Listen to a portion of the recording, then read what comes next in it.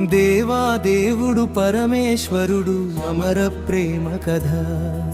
శివసతి ప్రేమ లోకానికే తెలియని గాథ.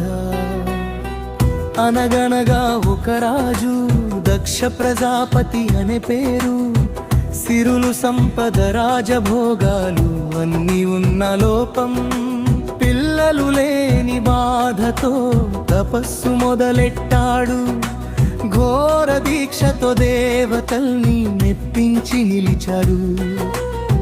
తపస్సు ఫలంగా పుట్టింది ఆదిశక్తి అవతారం.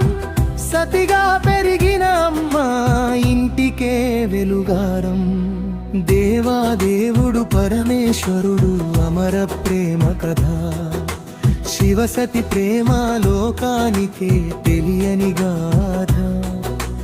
చిన్నప్పటి నుంచే సతి శివుడి పేరు జపిస్తుంది. జటలున్న యోగి రూపం మనసులో వేసుకుంటుంది.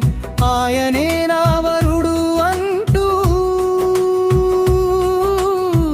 తపస్సు చేస్తుంది. ప్రేమతో శివుడి గుండెలో స్థానం పొందుతుంది.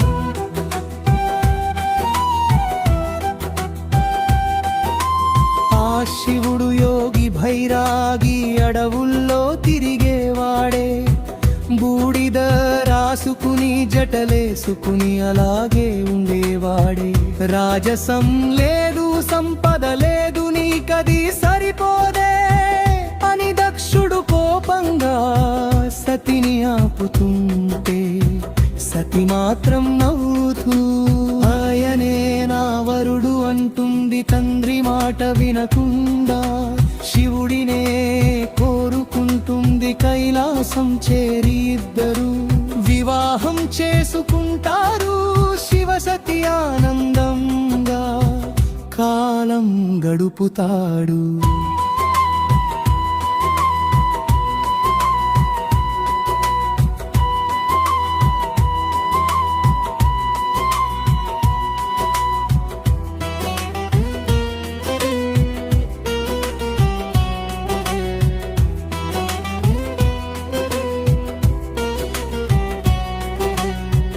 ఇది చూసిన దక్షుడు మనసులో మండిపోతాడు. శివుడిని తక్కువ చేసి అవమానంగా మాట్లాడతాడు. యజ్ఞం పెట్టి దేవతలందరిని పిలుస్తాడు గర్వంగా. కాని శివుడిని మాత్రం పట్టించుకోడు అహంకారంగా. సతి వినగానే తండ్రి ఇంటికి వెళ్తుంది బాధగా. శివుడిని తిట్టే తట్టుకోలేక మనసు మాడిపోతుంది. నా భర్త అవమానం నేను తట్టుకోలేను అంటుంది. అగ్గి జ్వాలలోకి దూకి ప్రాణం విడిచేస్తుంది. శివసతి ప్రేమ కథ బాధగా మారింది. లోకానికి తెలియని గాథ అక్కడే నిలిచింది.